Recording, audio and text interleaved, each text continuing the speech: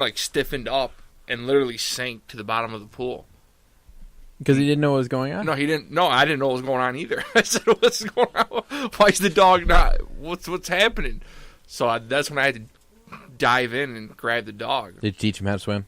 Yeah, and he learned like within 10 seconds. Yeah, it's like once they figure it out, they're good, and they're very good at figuring things out, especially like pit bulls, German shepherds, huskies, things like that. No, he didn't figure it out though. I just threw him in the pool. Like probably didn't even know it was water. No, but I'm saying like. You had to show him a couple things, but he picked up it. He picked it right up away. very quickly. Yeah, right away. So they'll pick it up, but it's something that you gotta teach them a little bit. Yeah. They'll be like, hey, this is the doggy paddle. This is what you do when you're in water. My dog has a life jacket. We took him out to the lake. My grandparents have a lake, and we had our wave runner out there, so we'd always take the dog out on the wave runner, but we'd make him like swim out to it. Right. And like on the pontoon, we'd just put him in the water and he'd swim around and do whatever, or like go on like a floaty. Well, in little like smaller dogs, you need to do that. Like if say we were to take our Yorkies to the the water, we'd have to put a life vest on them because tape a couple pool noodles around them. They'll float. Speaking of pool noodles, there was a buddy of mine that I work with, and he calls it a redneck kayak. I call it a raft, but he made this thing out of PVC pipe and pool noodles. He like put pool noodles around the edge of the PVC pipe. And he calls it a kayak. I said, dude, it's just a raft. Like, it doesn't look like a kayak. It just looks like a raft. You got he's got a frame around the edge of PVC pipe that's full of air. And then he got the pool noodles on the end, so it all floats. And then he put something in the middle. I don't remember how he made it, but he put something in the middle, like a mesh thing that he can sit on. Oh, it was like one of those ocean kayaks with the two like pontoons on the side, so it like can. Well, no, it's a rectangular frame all the way around. And then, like I said, I don't remember how he made the seat, but he's like, it's my kayak. I said, dude, it's not a kayak. It's a raft. Redneck kayak. It's a raft. I seen a guy on YouTube. He your windshield washing fluid. He took out the hose that connects from the box to the wipers. Yeah. He ran another hose into his dashboard, drains all the fluid out of there, fills it up with Jack Daniels, and then when he's driving down the road, he has a tube out his dashboard, and he has a cup, and he hits his windshield wiper, and it shoots out Jack Daniels in his cup. There's this thing on YouTube. It actually used to be a TV show, and it's like Red Blue or something like that, or Blue Green, whatever. And it's a TV show, and it's this guy who's just trying to be very inventive, and it's all an act. But just to tell you what kind of show this was.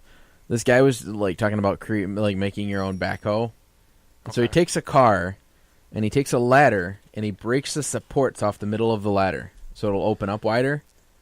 And then he took and tied a bucket onto the end, and he hooked strings. He attached the ladder to the front of the car using duct tape, and then he ran a string from the window, from like one window, down through like a little. Like S hook or like a little loop up the ladder, back down the ladder, and so he had one doing that. He had the other one connected to so it would open and close, move up and down, and then it would dump the bucket, all just by controlling the window. So you've got this car with a ladder on the front of it, and he moves one window open, and the arm comes up, then he hits the other window, and then it comes out, and then he hits the window again, and it goes down. He'll hit the window and the bucket will pick up. And he'll hit it and he'll bring it back and scoop the bucket across. But it was literally all controlled with the windows. I'm like, this is the best thing I've ever seen. Wow. Or like he's talking about how to do an oil change, and he pretty much beats the engine out of the car. And so like you see, he's like, now that you got you got to the engine, he said, you just unscrew this cap, you take the oil out, and you screw it back in, and then you pour it back in the top. Like, you just beat the engine out of it. But it was like, it's like a stupid funny show like that, like trying to do all these things. But it's like redneck ingenuity, because his favorite thing is duct tape. So he duct tapes a whole bunch of stuff. He even took I don't remember what the part was called, but there's a part on the car that the way he explained it kind of sounds like it functions like a toilet. And so he said to make that piece bigger, make your engine go faster, he literally replaced it with a toilet. So now he's got a car with a toilet sitting out the hood. One time, and he flushed the toilet. He put a button and he flushed the toilet and made it go faster. One time when we were younger, me and my buddies, we stole some golf carts from the driving range. Right. Long time ago, so statute of limitations doesn't apply. Yeah. They can't prosecute. It's been over 10 years.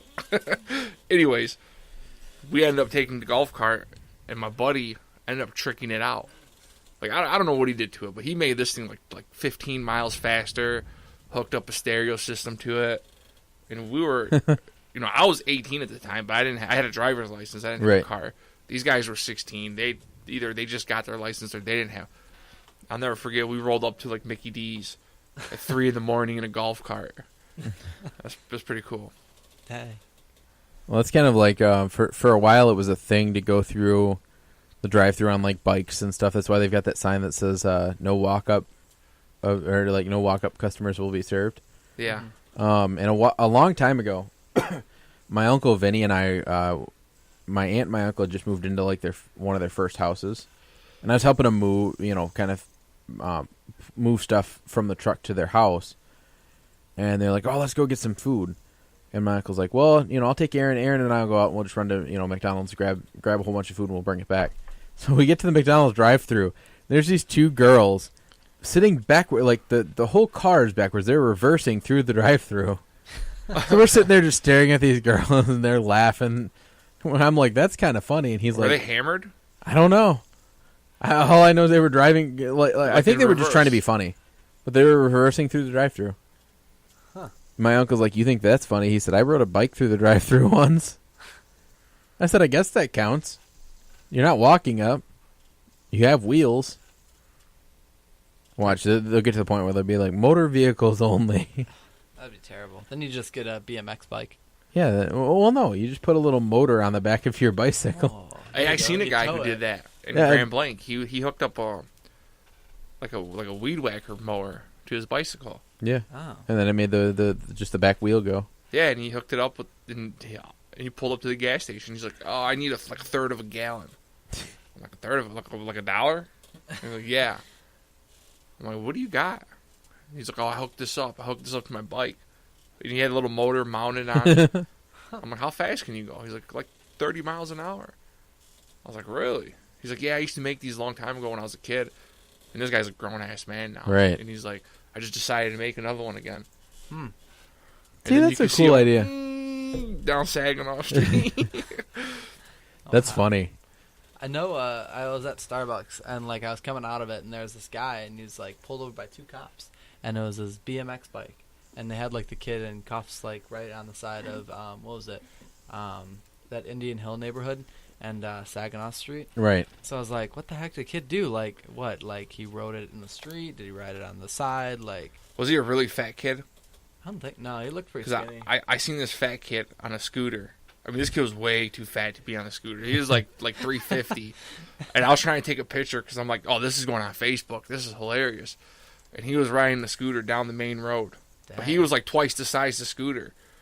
That's okay. There was this guy, and he went to my school. Like he was in school, high school, about when I was, and I don't really know what his name was or anything. But him and his buddies were riding, and he's a big dude. Like I've seen him before, and he got into like his giant SUV, and I'm like, that fits, Yeah.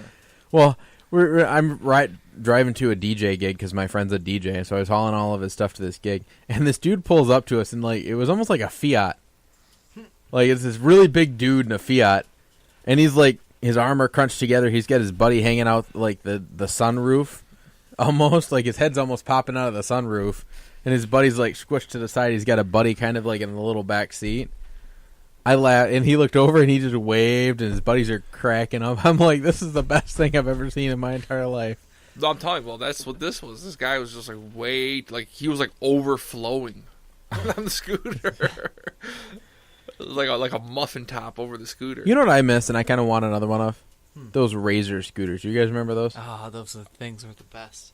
Do they even still have those anymore? I hope they still sell them. Me too. I want to go to Walmart. I mean, they got or what do they have now? They have those hoverboards. So technically, that's kind of like okay, hang on. How are those hoverboards? They don't hover. They don't. They wheel. That's just the marketing. I guess. I don't It's a know. hoverboard. I've been on one. I wouldn't buy a hoverboard. I would just buy like a mini Segway. Or a car. Because they look about the same way, but the mini Segway is way cooler. That's true. Have you seen one of those? Yeah. Todd? You might have showed me it. So a buddy of mine, or a buddy of ours actually, Todd Clayton, he love that guy. he was always the electronic guy of the troop. Like, you know, if you needed any kind of electronic, he had it. Mm-hmm. You know, like we'd go to camp and he'd have like a waterproof camera and, and you know, all these different GPSs. Like a projector. Yeah, he'd have a random projector. So he'd have all this stuff. And I help with the Shrine Circus every year. I volunteer and help do that. Well, he's the one that got me into it. So every year I'll sit there and hang out with him because I'll get in the giant inflatable suits. You know what I'm talking about? Yeah, like the big ass sumo suit. No, like there's like the elephant. They're literally like giant inflatable like animals that come out during intermission at the circus. Okay. So that's what I do. Oh, you're in that. Yeah. Oh. Must be hot. It is. And so you know, usually you come out before the show. Only like right before the show, during intermission, and like kind of after the show. But there's a gap when you're really not doing anything, and he runs security out by the front door. So I'll go stand out by the front door. Well, I walked up to him this year, and he's standing on like this. It looks like a hoverboard, but it looks better built, like built more sturdier. I don't know. Something about it looks better because I think the wheels are bigger. Mm-hmm. And then he's got this thing that goes right between his knees, and I guess when you sway to one side or the other, that's how you turn. Ooh. And then you lean forward or backward, and that's forward and backwards. But it's also got headlights. It's like that automatically turn on. So like when you drive and you're in the dark, the headlights automatically turn on. Huh. And then when you back up, it's got little reverse lights that turn on. But then you've also you got settings on your phone. So like there's a strip that kind of goes across the back that can change colors. Like, like he had it going from red to blue because he was security, and then he changed it to like green to black and yellow. He can change all these different colors, and he can change it with his phone. And his phone will tell him how fast he's going. And I guess when you first get it, there's like a training mode that it's automatically in. You know, it's like, okay, stand on this and find your balance. So you got to stand on it and find your balance. So like, there's this whole program that you have to go through before you can do anything with it. Huh. So you can, so you don't hop on it and not know what you're doing and hurt yourself. Yeah, fall off. So, but there's like this whole training thing that you go through, so you can kind of figure out the workings of it and everything. And anyway, but he got off of it and he can control it with his phone, so he could drive it around with his phone. So we're sitting there in the lobby of this building that the circus is in, when nobody is there, and we're sitting there and he's like controlling this little thing with his phone, and he brings it back and he just steps it back on it, and off he goes. You know what I always wanted? You remember those shoes with the wheels on them? The Heelys. Heelys? The Heelys. They banned those at our school. Did they really? It's a liability thing. Kid falls, breaks it. But that was so cool. There were kids all like the entire time I was at school. There was at least one kid that would have Heelys, and like going down the ramps of the school. Oh yeah, they'd always roll. Yeah, roll right down the ramp. There. Yeah, I mean we always see it every year. It's hilarious. Do the kids still have them? Yeah. You know what it is. You know what it is. It's because Mr. Carmody's not there anymore, going on rollerblades. Yeah.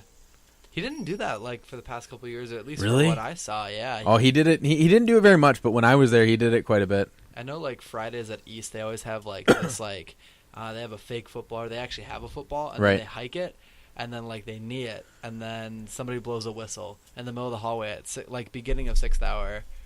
So after the bell rings for everybody to get in their classes, there's 100 people out in the hallway, crowding around them. Yeah. And that marks the last period before Friday. So 1 more hour or something like that. It was really cool. They've been doing that for the past year or two. Mr. Young's and all of them. That's kind of cool. Yeah. But yeah, no, the Heelys were kind of cool. My grandma, I wanted a Heely, and my grandma got me this different thing. It was the off-name brand Heely. Well, kind of, but it had buttons on the side, so you had to hit these buttons, and these 2 little wheels popped out of the floor. So it was actually a pair of rollerblades. Oh. I'm like, well, okay, this is kind of cool. And I did that for a while, and then I'm like, okay, these are dumb. I did it just for a little bit, and then I'm like, okay, I'm done. Well, these electric skateboards, I feel are now the new thing. That's in big cities and college campuses, the Boost It boards and all these different electric companies or electric skateboard companies are coming out with their skateboards, and that's the new mode of transportation. like for a lot of people. But between that, hoverboards. Well, like I said, if I get anything resembling a hoverboard, it'll be like a mini Segway, just because I feel like it's built better. It's got a lot better functions. It's a lot more expensive too. It's like